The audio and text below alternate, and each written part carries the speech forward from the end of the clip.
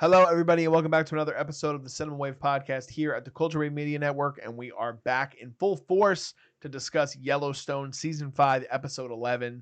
Guys, we are halfway through the second half of the epic conclusion of what is to be of Yellowstone. I am one of your hosts. My name is Darian Scalamoni. I am joined by Liz Seiko. Hello, everybody. Liz missed last week. I did. She was on her honeymoon. Yes, it was great. It was great. It was awesome. It's good to know. Mm-hmm. But now we're back in Montana. I'm ready. All right. Well, first of all, for all the people that have been new and been following us for our coverage on Yellowstone, thank you for tuning into our stuff. Hopefully, you guys are enjoying our coverage of the show. And Liz was scolding me before we started recording because she's like, I checked out your episode, even though I was on my honeymoon, just chilling on the beach. And I was like, you're still shitting on the show. I'm not shitting on it this week. Absolutely. You better not. I'm not shitting on it You this better, week. because this episode was just beautiful. This was exactly what I want Yellowstone to be. Yeah. This episode is exactly what it should be every week. And but they needed to give us some time, because if they just went right into action and didn't give any space for John's character to die and like us get ready for this new kind of norm situation, I feel like it would have been too whiplash. I think they gave it enough time, 2 solid episodes for everybody to get used to it, and now it's like bam, we're in it and action's happening. Well, let's just start with the opening of this episode. Let's do it. They show you John's death. Mm-hmm. I was surprised by that. I thought it was a really interesting choice to do that, especially because you don't have Costner. And they do it in a very creative way with editing and with the shot selection that you can't even really tell. Yeah. What did you think of them deciding to do that? And not to say, like, I don't want to say, I mean, obviously he's a human, but like they really humanize the reality of what this was and how quick and swift it was. And they had a very confident plan going in on how they were going to take out John, and they did it effectively. And it kind of just, in a weird way, I felt like it was a little bit of Taylor Sheridan throwing shade, like being like, yeah, we're going to do it this way because we're going to show that we can do it without him. Yeah. And not only that, but it's like a character that has so much gravitas, especially in comparison to what the show, like the whole show runs through John, essentially, up until he's dead, obviously. But they basically like, all right, so now this character that you guys all love, he's just over there. Yeah. He's just dead like that. How did you feel about that whole sequence? And did you like that they decided to show it? Because I did. I thought that it added more to, like, I was really upset. I felt robbed of the first episode. Because you wanted to see it happen, you think, in the first episode? Well, yeah, and I think I had said that in the review. I was like, I wish even we just brought him back, or even if it didn't happen, like if it was going to happen that early, I wanted them to have him there, but obviously he wasn't going to agree to that. Yeah. But I thought still giving the context of showing what happened, the reality of what actually happened and how John was murdered, was important for the context of the fans and to understand what that meant. Yeah. And I think it's again goes into how they just throw him aside. It's like, yeah, this could happen to anybody. Like this is the reality of politics, unfortunately, sometimes the dark side of politics, right? And you see it on the back end too with another character, but we'll get into that. But what did you think about the opening of the episode? No, I think it was smart. I think that it was a bold take also, and I think that they really are just kind of like, okay, he left us, and now we're going to do whatever we want with the end of his character. I also think that the last 2 episodes were a little, my only, I could say, gripe with it is that there were sequences that were a little hard to know if this was pre his death or post his death. In this episode. No, not in this one. In the second one, really, for me. The first 2. The first 2, yes, I think I agree. There was a lot of moments of just being like, okay, so are they upset? Like where are we right now? Did he die? Do they know that he died, or do we not? Like, has he not passed away yet? And so I think that it was a really smart move for them to finally show the audience him dying, because I don't think that they can go backwards anymore now. I think agree. The rest of the season is just going to be the progression after these events, not flashbacks of like them in Texas, like having like a good old time before he like passes away, because there's also not much more that they can show us before him passing away. So I don't want to see Rip on a farm in Texas for a year.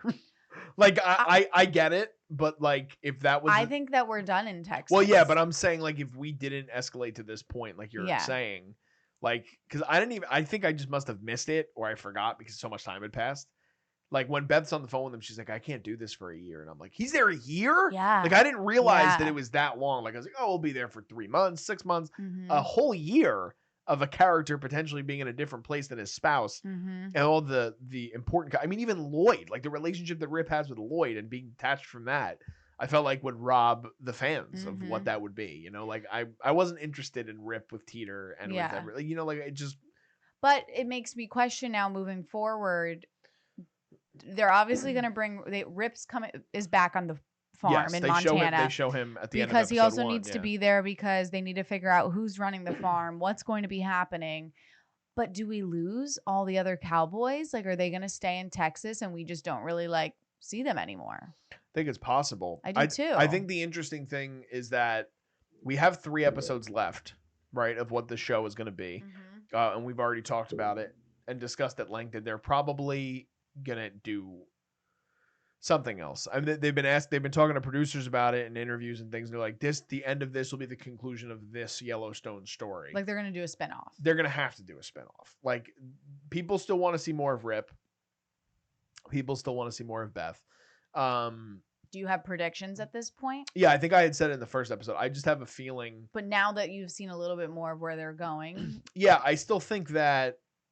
Obviously, spoilers. We've already discussed spoilers. Yeah, if you're watching this episode, we're talking spoilers. I don't know what you're doing here if you haven't watched the episode yet. But I think that the show is going to end with Casey essentially like saying, "All right," like they allude to it in last episode when Tate says to him, "Like, why can't we just build that here?" And I think that that's going to happen, and we'll see Casey every once in a while in a potential Beth Rip spinoff. And in other spinoffs potentially. It's not to say that Luke Kirby is his name, right? The actor that plays Casey. Isn't it Luke Combs? No, Luke Combs is a country singer. But he's also a singer. Luke Grimes. Luke Grimes. Luke Grimes. Luke Grimes. People are gonna hate us. I think people are gonna hate us for that. Sorry, everybody. Luke Grimes will definitely pop up. I think that Luke Grimes has the best shot right now, though. Of coming off of Yellowstone and spitting it into something else. Oh yeah, like he can go and do whatever he wants. Not to say Kelly Riley's a fantastic actress. I just think she loves playing Beth. She's amazing. She's great, and there's a lot more room to do things. I think with Beth and Rip. I don't really know where you go with Casey as a character after the conclusion of what the show is, and that's not necessarily a Luke Grimes thing. That's a writing thing. I think that. The unfortunate reality is that I think up until maybe even this episode, Casey has been superiorly underwritten for seasons.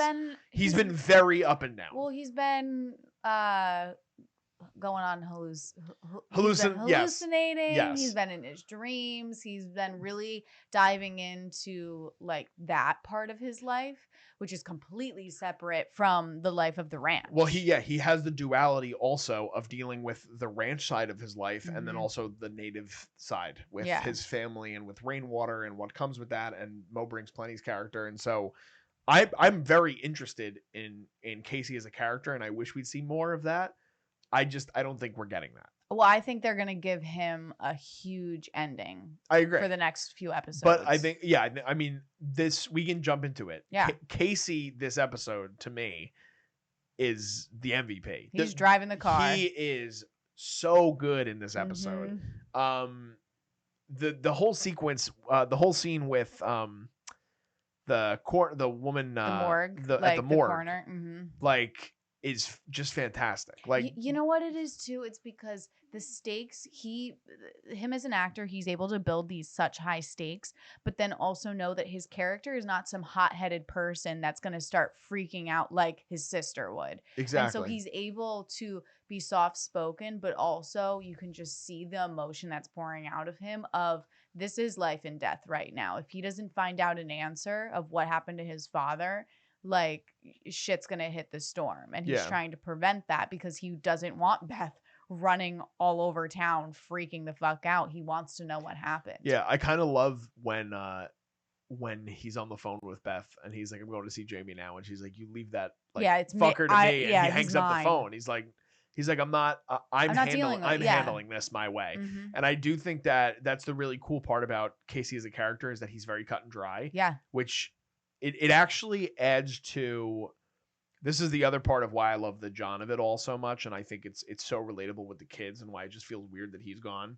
You know, there is such an element of each of them in him, Mm-hmm. and that to me is like I think Casey is the most like him in that way, where like John was very much like cut and dry, this is the way it is. Yeah. And I think the only reason Casey is not that way is for his family, which John also represents. Like, think about the relationship that like John had with Tate. Like, he was bringing in this native grandchild that like was he was not accustomed to. Like, but then you could argue that like Rip is that part of him that's kind of softer with like the younger guys, of like he was checking in on his kind of son, not son in the last episode.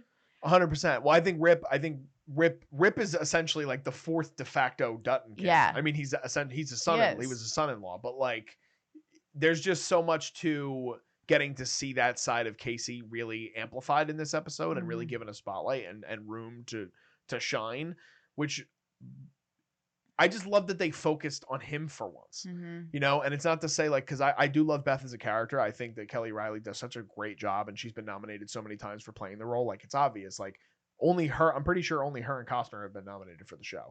So everybody knows how great of a job she does, and people love her character. And there's, like I said, there's posters of Beth and Rip. There's like the whole thing revolves around them. Getting to see Casey in a way where it represented every single side of what that character represents in an encapsulated hour, I thought was great. Like, it felt like he was getting his own aside. Yeah. You know, like he was getting his own episode, because so much revolves around him between the coroner's office and what you alluded to before too about the scene he gets at the end of the episode with Jamie. Yeah, it's different than the approach that Beth has. Yes, you know what I mean? Very different. Which I think big picture wise, I know you keep saying like it feels like John's missing. For me, it doesn't, because I see it more of you're right. He is in each of his children, and if they could just figure out how to come together to use all of their individual strengths, they can figure out a way out of all these problems, I feel like. But the problem is themselves, and they're just self-destructing because they don't want to listen to each other. They just want to take the reins and run with it and figure out the problem themselves, rather than coming together and being like, okay, we need to form a plan, which I feel like they're starting to sprinkle in. Like, we finally saw Beth calm down a little bit and really be able to express what she's thinking with the land property. Yeah. I love that conversation that she has with Rainwater. Like we finally get to see her not, which I get it too. Like, her character is going through grief right now. She just lost her father, and she's already a very heightened emotional person at the beginning of the seasons. And so right now her character is at peak, but I think it's fine. They're starting to set the stones for her character to start playing smarter, not emotional. Well, I think that's a fair criticism, because I think the unfortunate reality is in recent seasons she's played more emotional than being a bad bitch, which that's who she is. You know what I mean? And that was she's where a hothead at the end of the day. And in certain moments it works. Like in like, I thought, of course, like the iconic scene last season when she beats the shit out of the woman in the bar. Like, it's awesome. But it's also, you're realizing, like, you're like, Beth, what the fuck? Like, what do you do? Like, well, because she's not thinking big picture all the 100%. time. But in order for them to save their ranch, which I love, and I knew that they were going to do this season, that they're now bringing in all the political issues of their land are now literally falling on all these children, that they now have to figure out what they're going to do. And I just think that we're now finally going to see a different side of her, where she realizes that she can't just fly off and do whatever she wants. She needs to really be smart about her moves and figure out a way if they're actually going to be able to protect and like conserve this land. Yeah, I think that, and this is, people in the comments are probably going to come at me for this. I don't care. Oh, what do we got? I think that it is partially a good thing that this is playing out the way that it played out with the whole Costner thing, because I think Taylor Sheridan is a very, very, very talented writer. The problem is with the way that not only this franchise, but all of the shows he's created have been monopolized. They could have just kept going with Yellowstone. And to me, this felt like a vintage Yellowstone episode, like we discussed before we started recording. Like to me, if I look at, it's hard to go. There's 5 seasons of this show. Yeah, There's it's a tons of lot. episodes. But looking back, like I could firmly probably put this in like the top 5 episodes Mm-hmm. that the show has ever put out. And I feel like part of that is because creatively Sheridan's feet had to be put to the fire. Mm-hmm. Because they're like, how the fuck do we keep doing this show if we're gonna kill off one of the like 5 main characters? Yeah. Like how would you do that? And because so much of it revolves around John, like the like you can't kill off Beth. She's a No. fan favorite. You would never kill off Rip, or there would be anarchy in the streets. You can't kill Casey. You could have killed Jamie, but what is that? If you kill Jamie, it just you eliminate the Antagonist. yeah, the antagonist Yeah. essentially. So I think that Costner not returning gave a little bit more gravitas to the fact that they had to be like, okay, now you have to find a way to write yourself out of this. Yes, And and I actually think it gave them a way to make it a surprise. Like I don't know where they're going now with this Yeah. season. Fully, I don't. They're prepping us so that they may lose the entire property. They may be able to keep some of it. They're also kind of like sprinkling in notes of like maybe Beth does just move to Texas and like let the property go because she's very interested in the what is the cowboy group down there? The triple 4 6s. 4 6s. Yeah. She was very interested in them before. And so I think that it just allowed them all this space to go into directions that if Costner was on it, I don't think they would be interested in any of this. 100%. And that's why this episode was the first one this season or this half season to make me feel like, oh, they're going in a direction that I could really get behind. It could be something really creative and really maybe different. even like a darker yes like route too. Well, so let's talk about Jamie. Yeah. Right. So obviously you get a good amount of Jamie in this episode. Probably the most we've gotten maybe the little this season. Weasel rat boy.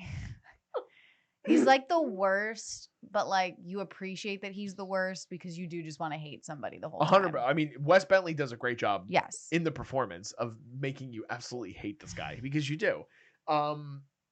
So much happens with his character in this episode. Obviously, so the new governor comes in. And I guess was that like, did we get any explanation? What like was that Dutton's right-hand guy that kind of just gets put into the position, or has time passed and then now he is put in the position because they have to reelect somebody different? I think it's I mean, I don't actually know the political like structure of what the position is, but I'm pretty sure it's whoever is in like the lieutenant governor. Yes, I guess. Yeah. Okay. Jumps in. So because I don't think we've seen that character. No, because they keep talking. If there's an election, Jamie would win it. Yeah, which was that was the one thing that I was like, oh, because they were saying it seemed like Jamie was angling for an election and they might go that route. I'm glad they didn't go that route. I think it's actually really interesting and creative to put a different person in that position of power, and also the bringing in I don't want to mess up character names. People will be mad. Well, Clara, who was his assistant, but also Senator Perry, who has been one of his on again, off again love interest throughout the 5 seasons, who I think is actually like really good in the show. And she's a bad bitch too. She's never brought up because like she's not on every episode, but she's a recurring character that we've seen constantly, and I love the interaction she had with John. And she has a great scene with Clara where she's like, you're not a government employee anymore, girl. You can go. So smart. It was great. So good. So obviously Jamie's in there. He starts to discuss with the new governor that these are the things that need to happen. We need to repeal this. We need to do this in order to get money back into Montana. But then he turns around and then he's like, by the way, since we're now investigating John Dutton's death as a homicide, Jamie will not be able to be a part of any of it. Because I think Jamie, he's also stupid sometimes. He shows all of his cards way too quickly. Like there is no world that somebody loses their father and like a day later they're like, yeah, I want to get rid of everything that he ever did. And like, we're going to do this. And then I want to do that. And then so that I can get more power. And then it's like, everyone's like, whoa, dude, like, are you okay? Like what's happening? So I think Jamie's just not being smart, and he's he's trying for way too much power right now, and it's going to cause a lot of red flags for people to go up around him. Well, I think it's also playing into the tragic downfall of Jamie as a character, Mhm. where he's just so entrusting of everyone. Yeah. Like he wants to believe that he can trust people while he also has his best interests. Mm-hmm. But at the same time, it's like, which Beth alludes to or has said in previous seasons, it's like Jamie's not a real Dutton. Like he's an adopted child. Like they don't look at him as Mhm. family, and they never really have. And even Casey, to a degree, like it's not shown in the same way. But even the way he like says to him in the episode, he's like, you better hope that I don't find what I think I'm gonna find. Yeah, for your sake and for mine. Because I do think like it'll get nasty real Yeah. quick when the truth comes out. If it does fully come out. So do you have any? So there's two routes they could potentially go, I feel right? like there's so many different routes. Okay, So so what are the two that you think? Well, he And can then I'll either fill in he can mine. either get arrested or he can get killed. But Like, I he don't technically didn't do anything. Well, they could find him on whatever it was that she says it at the end. They can get him as like on association. After the fact, Yeah, though. yeah. So I don't think he necessarily would. That's not really like that he had the murder happen. It's just that he held information, especially as a political figure. Mm-hmm. So again, I don't know if he would actually get arrested and like go to jail necessarily, but I mean, it also blows the top off of everything that the ending is that she gets killed. The ending is fucking awesome. What a great choice. It was what great. a great choice to now just like throw the fire on But the way everything. it happens too, like Yeah. you have this crescendoing of Jamie being in the house with Sarah and getting so pissed at one another, and she's like, "You're an idiot." Like again, this is what I'm talking about. He entrusts this woman who he seems to have feelings for, where it really just feels like it's a sexual relationship, at least Mhm. from her perspective, right? And she's doing it as a leverage play. Yeah. And he's just completely buying into it. And she's like, "You're never going to be caught with all these things, Jamie. You're always going to be in the shadow of everybody that came before you. You're never going to be able to one up anybody because you're not good enough to do that." Yeah. He slaps her in the face. She slaps him back. and she leaves. It escalates, and he is idiotic enough to call her and apologize for his actions. Now putting himself in this position of he was the last phone call made Mhm. before she's murdered. It's just awesome. It's just the way that they build to that scene Yep. and the way that it happens, and The her murder acting was is beautiful. yeah. Like, okay, her character is Sarah Atwood. Yeah. Oh my God. Because one, she clearly is panicked. We already see it because she buys the burner phone. She's freaking out. When she's by herself, she's like, fuck, this is really bad. But then when she's just like trying to make him not freak out on top of it, she just did a beautiful acting all around with that scene, and she is just so intimidating too in comparison to him.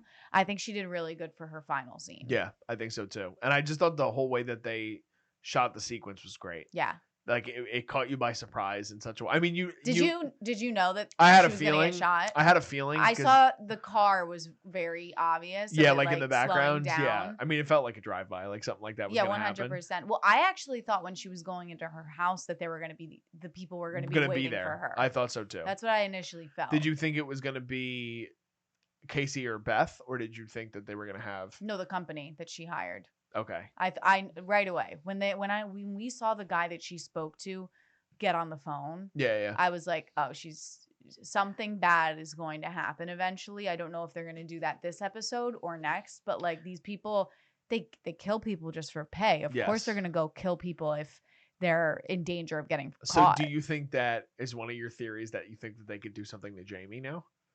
No, because there's no line. There's no connecting to him. That's true. So what do you think can happen with him? So I feel like now that she's dead, I don't know why, but I feel like Beth could be in like slight danger because she technically assaulted her in the last episode. So if somebody, like if the wrong person saw Beth assault her, they could be like, you should look into the Duttons about this because she's also one of the lawyers trying to buy their property. What if they're like out having hits on people? So I don't know if they're going to go like maybe that route. I could be reaching right now too.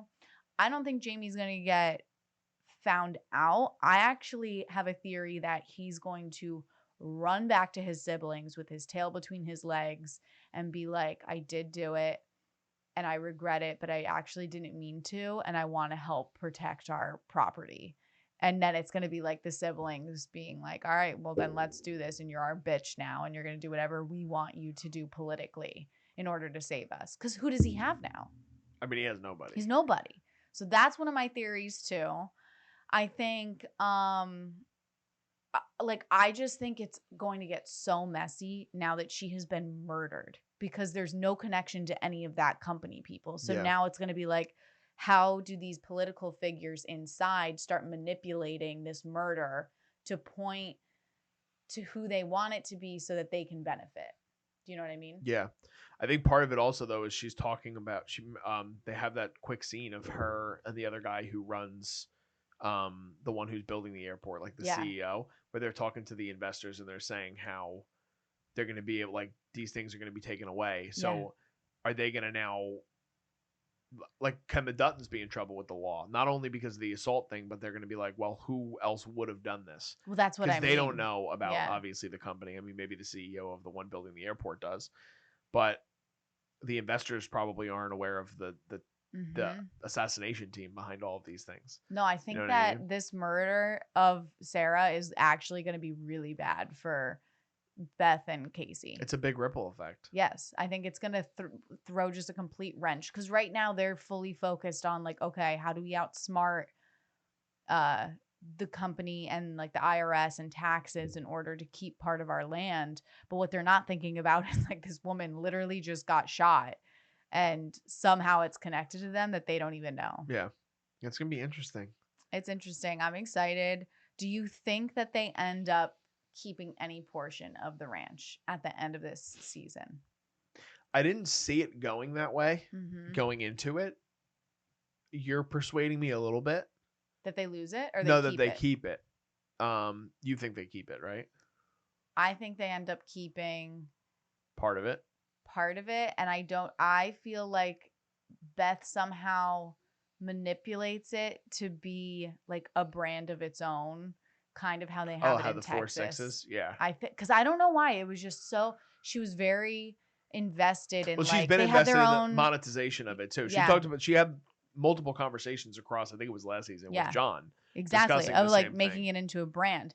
And she just was like, they have their own, what was it? Vodka. She was like, oh my God, everybody knows who they are. So I feel like she even says it in this episode. She's like, I want to go and talk to some of these companies that want to have like an open concept that are maybe potentially will back us. So I think the only way for them to do it is to make it into an actual ranch that is just bringing in so much money that they can afford it. I can see them doing that, and I think that could be a good way again to.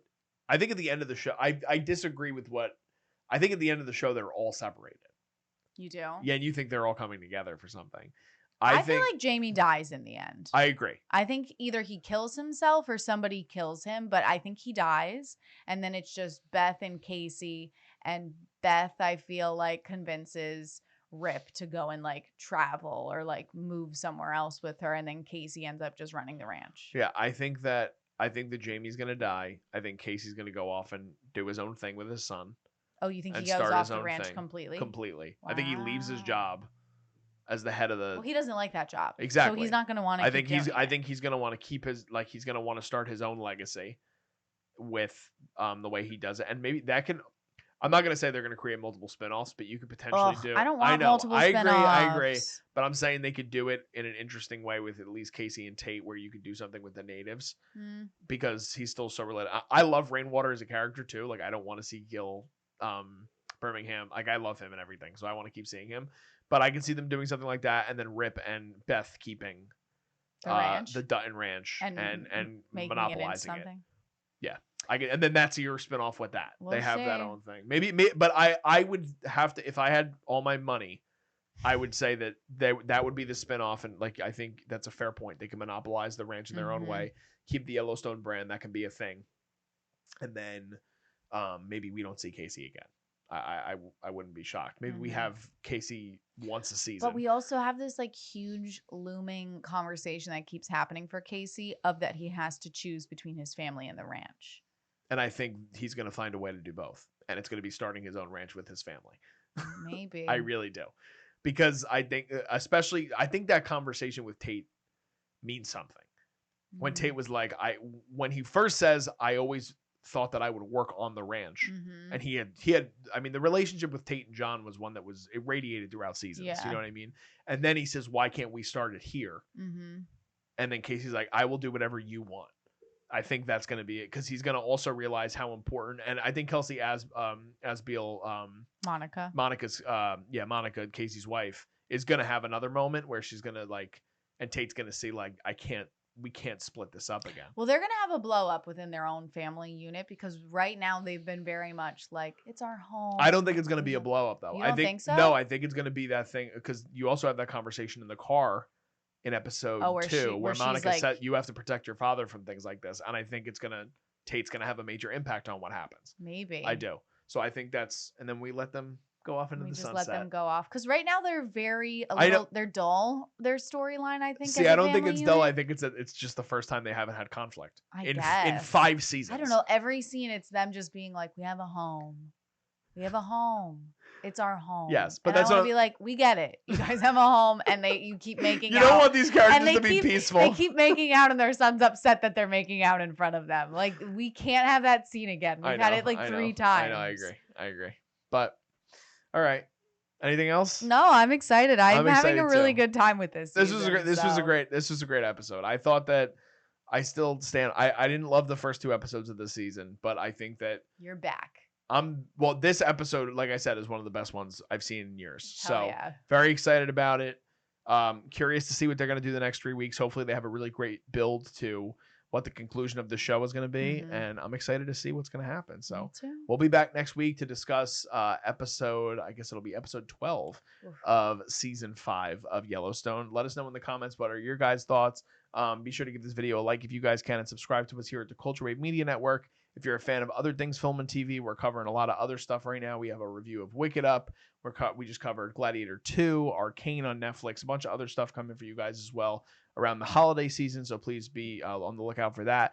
You can also follow us on all our social media pages. That stuff is below me in the video currently, and it's also in our description on YouTube, so you guys can check it out there. Just signing off, I am Darian Scalamoni. I am Liz Seiko. And we'll see you guys next time. This is The Culture.